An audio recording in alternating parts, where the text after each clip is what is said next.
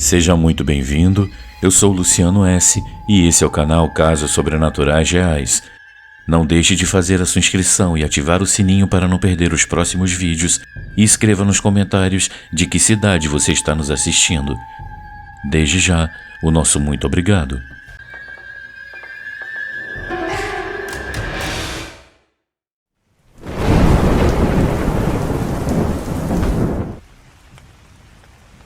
As visões do tio Eduardo.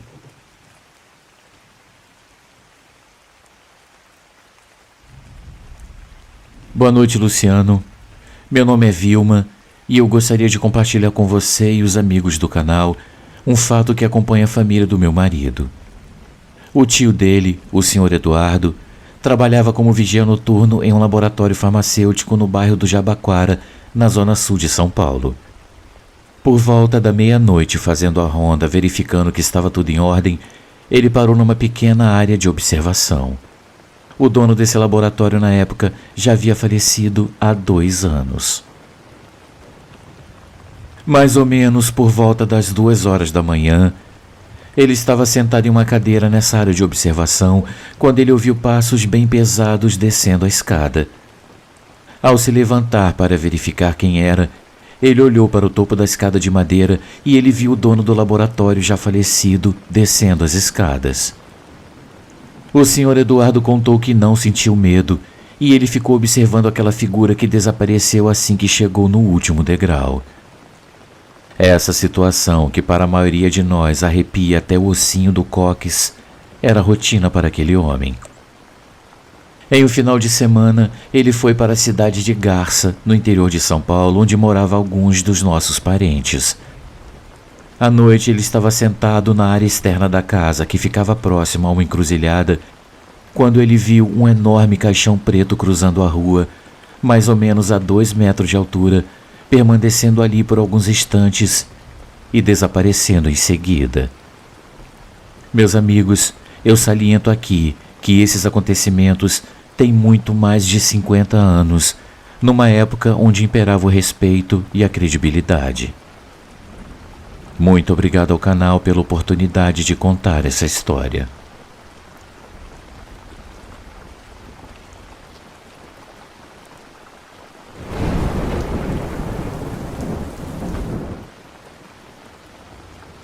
A Senhora Perdida na Estrada.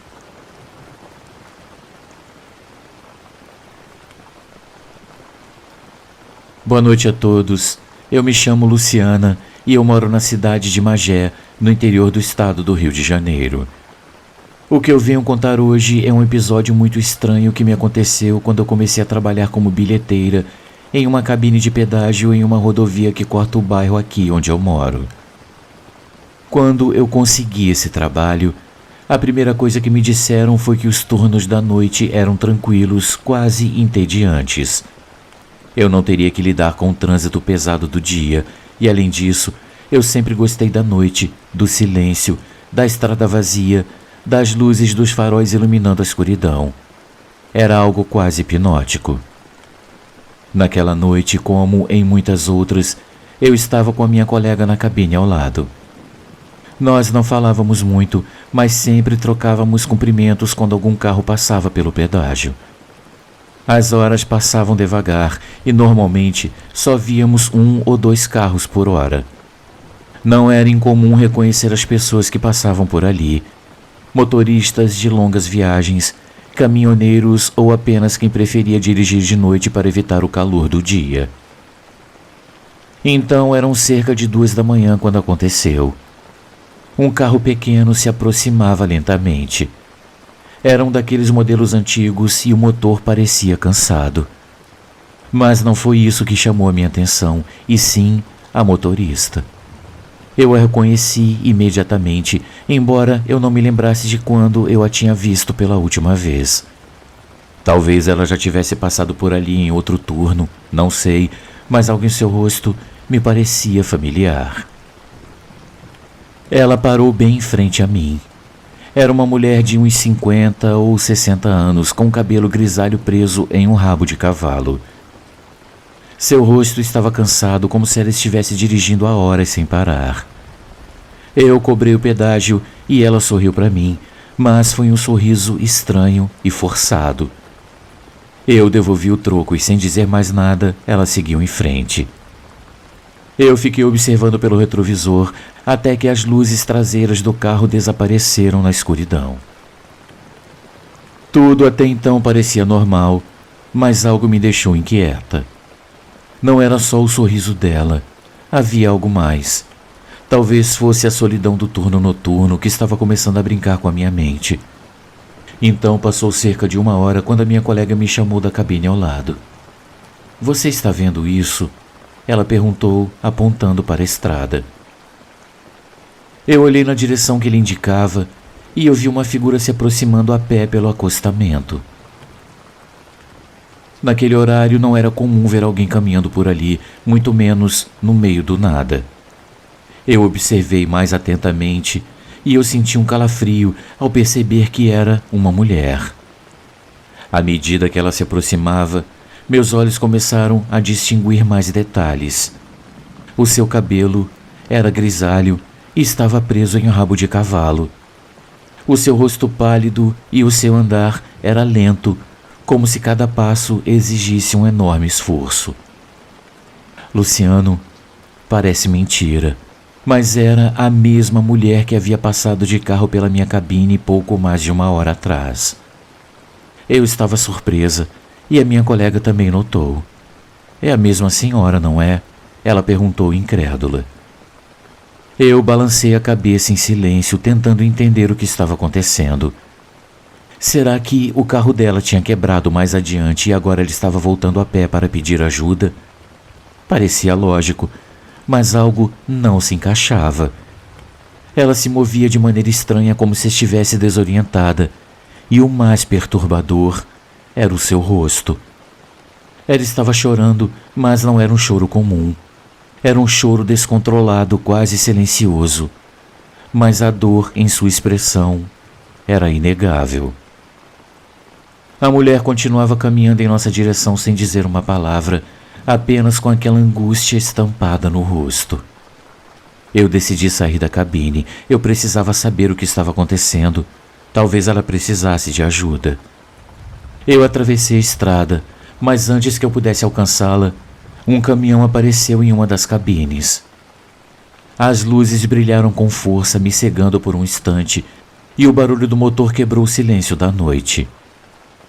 O caminhão parou bem entre a mulher e eu. Quando eu passei pelo veículo, a mulher não estava mais lá.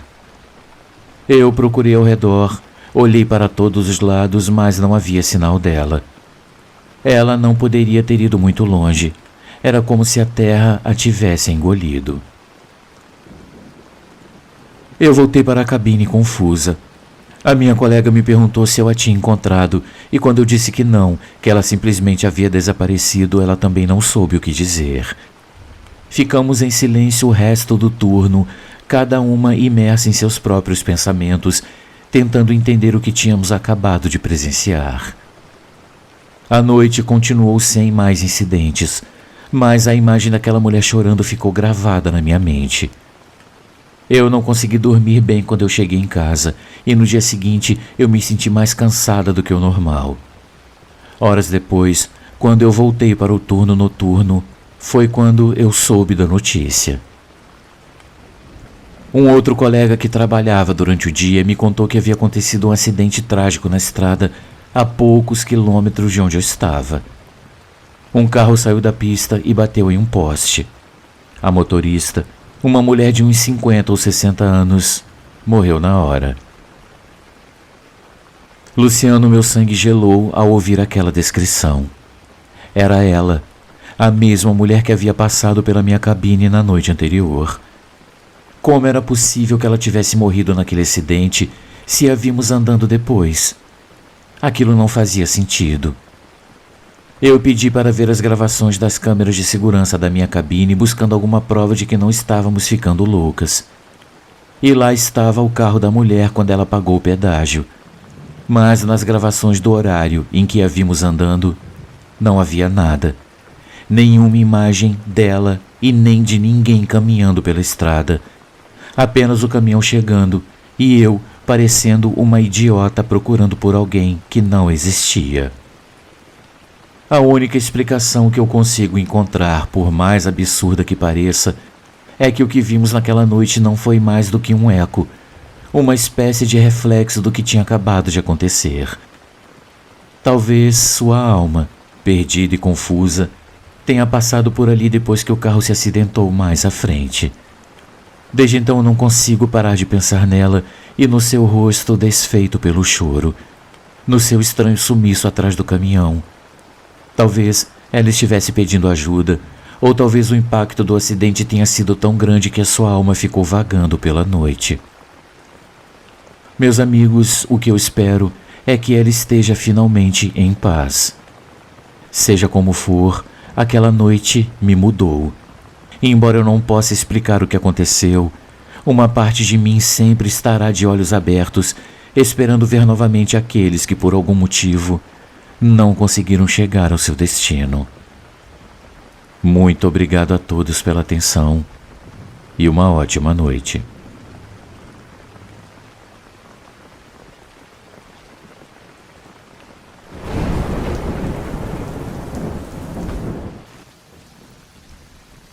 A casa em que eu vivi.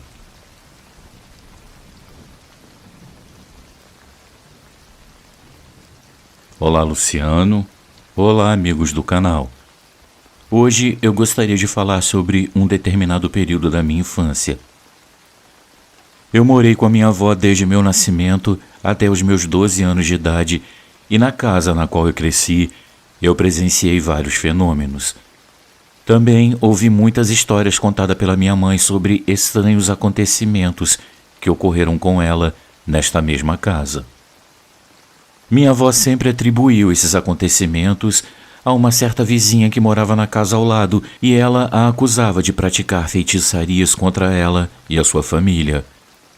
Minha avó dizia que ela não gostava de nossa família e que por vezes as roupas que a minha avó estendia em seu varal sumia e no dia seguinte ela as usava como tapete do lado de fora de sua porta, como provocação. Uma certa vez, durante a noite, um dos meus tios, que na época ainda era criança, começou a gritar e a chorar como se estivesse apavorado, dizendo que tinha visto um bicho muito feio na porta de casa. Minha avó então abriu a porta para mostrar para o meu tio que não havia nada e ela se deparou com um trabalho feito bem na sua porta. Era um bolo coberto com sangue. Outra vez minha avó mandou consertar o telhado que estava com goteiras. A pessoa que estava fazendo o serviço para minha avó encontrou uma garrafa transparente com um tridente dentro, em cima do telhado. Minha avó sempre atribuía essas coisas à mesma pessoa e a culpava até mesmo pela morte do seu filho caçula e do meu avô por conta de suas bruxarias, mas o motivo que fez minha avó acreditar nisso fica para um outro relato. Minha mãe até hoje, quando fala daquela casa, fala com muito pavor. Ela chegava a dizer que nem pagando ela voltaria lá. Uma vez ela me contou que durante a noite, quando ela já havia se deitado para dormir, ela sentiu uma presença ao seu lado. Ela conta que chegou a pensar que era um de seus irmãos. Ela era a única mulher dos 6 filhos da minha avó. Meus tios sempre provocavam a minha mãe e naquele momento ela acreditou ser mais uma de suas gracinhas e foi então que no quarto escuro ela ouviu uma risada bem baixa próxima ao seu ouvido e sentiu uma unha bem afiada passando sob a sola do seu pé. Em seguida, ela conta que a sua coberta foi puxada para cima com tanta força que ela se assustou e começou a gritar, chamando a minha avó. Ela conta que na hora, meus tios também acordaram assustados. Meu avô era muito rígido e sempre que alguém aprontava algo, ele fazia o que chamava de delação premiada. Quem entregasse o culpado não apanhava, e quem o escondesse, apanhava junto. Naquele dia todos apanharam negando que tinham feito aquilo com a minha mãe. Falando do período da minha infância, eu não tenho nenhuma boa recordação daquela casa. Eu cresci em um ambiente com muitas brigas, Os meus tios já tinham quase todos se casado e a minha mãe também já não morava mais com a gente. Naquela casa moravam apenas meu tio mais novo e a minha tia caçula, que é apenas 7 anos mais velha que eu. Eu cresci vendo a minha tia sofrer violência doméstica em sua adolescência por parte do meu tio. Ele era muito amoroso comigo, mas com a sua irmã ele era bastante violento. Naquela casa sempre tinham muitas brigas entre os dois. Minha avó não tinha um bom relacionamento com a minha tia e sempre a acusava de roubar dinheiro em casa. Isso ocorria com muita frequência, pois sempre que a minha avó ia procurar o seu dinheiro, ele não estava lá. Um tempo mais tarde, meu tio passou a se envolver com drogas e inclusive chegou a sair de casa. Certa vez minha tia viajou com uma amiga e ficamos apenas minha avó e eu na casa. Aos domingos minha avó sempre ia à feira e quando ela foi pegar o seu dinheiro no lugar de costume, ele não estava. Então ela começou a xingar a minha tia e dizer que ela havia pego o dinheiro para ir para a praia com a amiga. Depois de um tempo, minha avó me chamou e perguntou se eu havia pegado o dinheiro, pois ela havia se recordado que quando ela recebeu aquele dinheiro como pagamento de uma cliente, a minha tia já havia viajado. Eu respondi que eu não havia pegado e que eu não alcançava o lugar onde ele era guardado. Minha avó costumava guardar o dinheiro no maleiro do seu guarda-roupa dentro de uma caixa com um cadeado e que ficava em uma prateleira bem alta. Não tinha como eu conseguir pegar. Ela ficou pensativa como se estivesse tentando achar uma explicação para aquilo. Mas no dia seguinte, a minha avó abriu a sua caixa e o dinheiro estava lá como ela havia deixado. Aquela casa tinha um ambiente muito pesado. Eu sempre via coisas estranhas lá, mas fui ensinada pela minha avó a não ter medo. O engraçado, Luciano, é que se hoje eu presencio qualquer fenômeno semelhante aos quais aconteciam naquela casa, eu morro de medo. Lá, durante a noite, parecia que alguém abria as portas do armário e jogava tudo no chão, panelas, pratos e copos, e quando acendíamos a luz da cozinha, não havia sequer uma colher fora do lugar. Eu também já presenciei uma vez a cadeira se movendo ao meu lado durante o jantar, como se alguém a puxasse para se sentar. Outras vezes eu sentia como se alguém estivesse próximo a mim. Na casa havia um corredor enorme que ligava a cozinha, a sala e os quartos, e sempre que eu passava por ele, era como se alguém caminhasse atrás de mim. Todos tinham essa sensação ali. Quando eu tinha, acredito que por volta de 8 ou 9 anos, um dos meus tios se separou de sua esposa e voltou para a casa da minha avó com seus 2 filhos. O meu primo, que chamaria aqui de Júnior, vivia dizendo ver coisas naquela casa.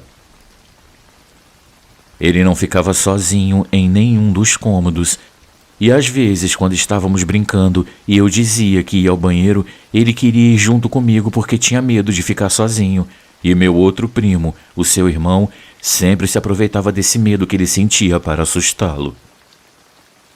Pouco tempo depois, meu tio arrumou outra mulher e meus primos continuaram morando com a gente.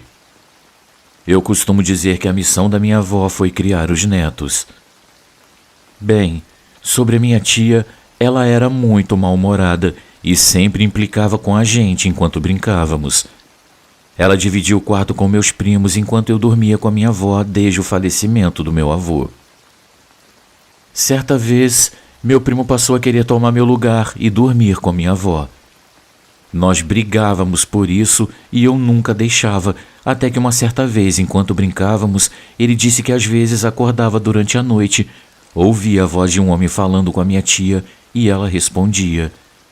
Então um dia, ele resolveu acender a luz e não viu ninguém no quarto, além dela e do meu outro primo que estavam dormindo. E eu então perguntei se era por isso que ele queria mudar de quarto, e ele disse que sim. Eu fiquei com pena e disse a ele que cederia, mas só por um tempo. Luciana, minha tia, tinha um temperamento tão difícil que eu chego a pensar que ela era influenciada por alguma coisa maligna. Certa vez, quando minha avó foi arrumar a cama onde a minha tia dormia, ela encontrou uma faca de cozinha embaixo do seu travesseiro. Quando minha avó questionou o porquê daquela faca estar ali, ela disse que sentia medo durante a noite e que sentia que alguém estava querendo pegá-la. Curiosamente, nesse dia, a minha tia quis ir deitar muito cedo para dormir e a minha avó e eu ficamos assistindo TV na sala. Minha avó assistia todas as novelas e quando acabavam as novelas de um canal, ela mudava para outro. A última novela da noite que ela assistia, eu me recordo que era Chica da Silva, que passava bem tarde na extinta TV Manchete. Eu só ia para a cama quando a minha avó também ia se deitar, pois eu dormia com ela e sempre acabava pegando no sono no sofá. Até que uma noite eu acordei com um estrondo muito forte. Eu fiquei muito assustada e demorei para assimilar o que estava acontecendo. Minha avó, igualmente assustada, e eu corremos para o quarto e encontramos a minha tia acordada em estado de pânico, de pé, em cima da cama e com a faca na mão. Eu comecei a chorar diante daquela cena, mesmo sem ainda ter entendido o que estava acontecendo. Minha tia então perguntou se a minha avó tinha ouvido e ela disse que sim, e a minha avó começou a rezar e disse para rezarmos juntos também. Só no dia seguinte é que eu fui saber o que tinha acontecido durante o café, ouvindo a conversa da minha avó com a minha tia. Enquanto eu estava assistindo TV, minha avó disse que alguém bateu com muita força na porta, como se tivesse usado um tronco para tentar derrubá-la, e a minha tia disse ter ouvido a mesma coisa acontecer na janela do quarto, onde ela estava dormindo. Minha avó sempre foi religiosa. Naquela época, ela era católica, acendia velas e fazia orações com frequência. Mas depois daquele evento, e cansada também de viver aquilo durante anos, ela sentiu que precisava se apegar a algo maior e passou a frequentar a igreja evangélica. Ela peregrinou durante um tempo até encontrar uma igreja onde se sentiu à vontade e eu sempre a acompanhava. Às vezes sentíamos um cheiro forte de vela na casa e quando isso acontecia, a minha avó orava. Esses fenômenos pareceram se intensificar durante um tempo e depois foram diminuindo. Até as brigas entre a minha avó e a minha tia cessaram e o meu tio, que havia se tornado usuário, conseguiu se libertar do vício e também se converteu. Aos 12 anos, eu fui morar com a minha mãe e os meus primos com a mãe dele. O dono da casa da qual minha avó foi inquilina por 40 anos faleceu e os herdeiros pediram para os inquilinos desocuparem as casas, pois o terreno seria vendido. Mas já faz mais de 25 anos e o terreno continua abandonado. Eles tentaram fazer várias coisas ali, mas nada foi para frente. Hoje a minha vozinha tem Alzheimer. Ela sempre fala dessa mulher que tivemos como vizinha e eu não vou citar o seu nome, mas eu sei que ela já é falecida. Minha avó sempre relembra o inferno que viveu naquela casa e das bruxarias que encontrava. Eu comentei que a minha avó havia se convertido à religião evangélica e hoje ela não se lembra. Em sua mente, ela continua a ser católica. E eu não sigo mais nenhuma religião, mas tenho muita fé em Deus e respeito pelo sobrenatural. Amigos, nunca duvidem que o mal existe, mas tenham a certeza que a força divina é sempre maior.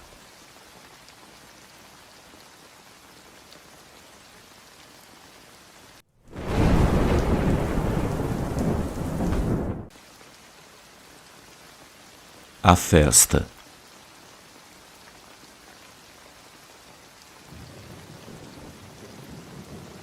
Olá, Luciano e amigos. Os fatos aqui narrados são totalmente verdadeiros.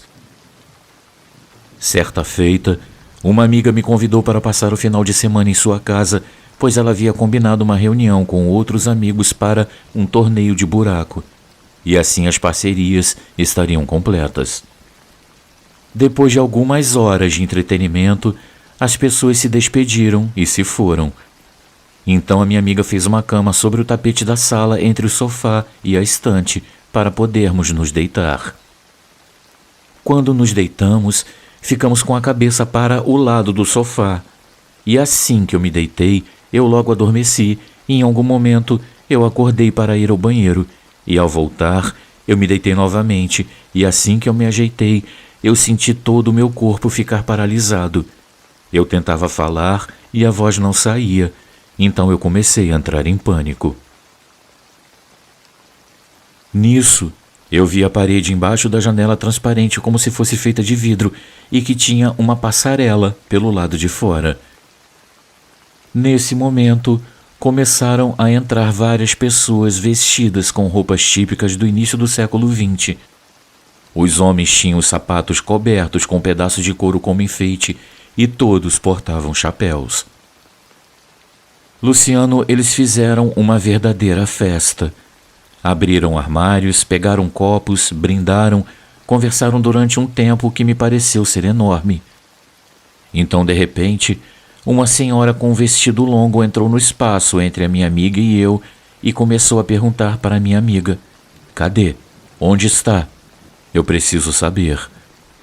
O que mais me deixou nervosa era que eu sentia a barra do vestido dela roçar o meu rosto.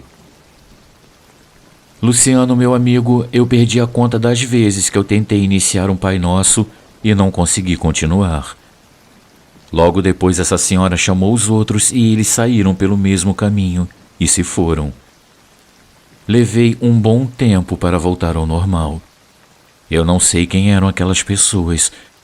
Só sei que eu presenciei uma festa do século XIX sem nem ter sido convidada.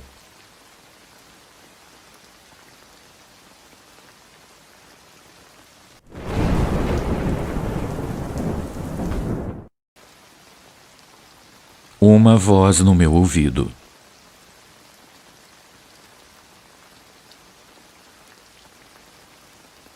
Olá, Luciano.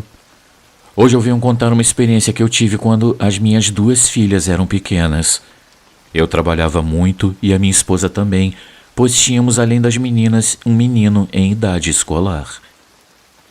Pois bem, como nós 2 trabalhávamos, nós deixávamos as meninas com a babá.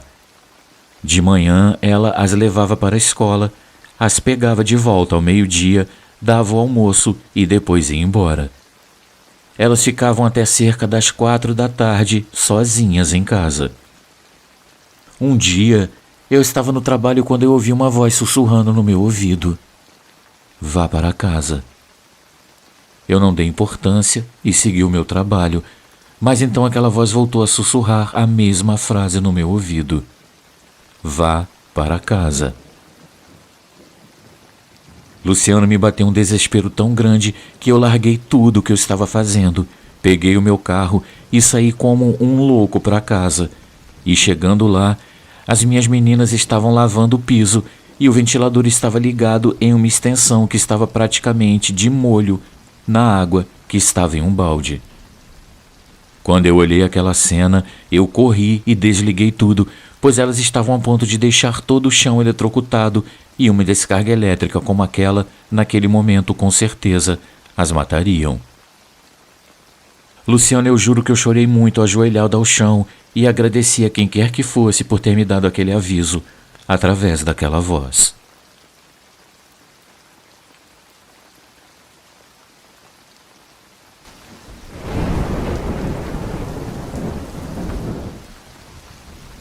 Amigos, uma pequena pausa no nosso vídeo, apenas para lembrar que o nosso canal é um canal independente e que para continuar existindo nós precisamos muito do seu apoio. Existem muitas formas de você ajudar o canal. Uma delas é contribuindo com qualquer quantia utilizando a chave Pix que está aparecendo na sua tela. Outra é se tornando membro contribuindo com apenas R$ 7,99 por mês clicando no link Seja Membro. Você também pode nos ajudar sempre curtindo, comentando e compartilhando nossos vídeos, pois dessa forma a plataforma vai ampliar o alcance do nosso canal e ele será cada dia mais conhecido. Desde já, a gente agradece e agora vamos continuar com o vídeo.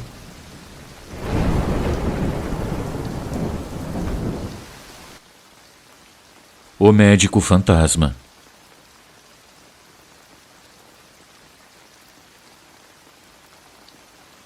Luciano, na Santa Casa de Misericórdia da minha cidade, acontecem fatos bem curiosos, e um deles ocorreu com a minha irmã, que é médica, quando ela trabalhou lá.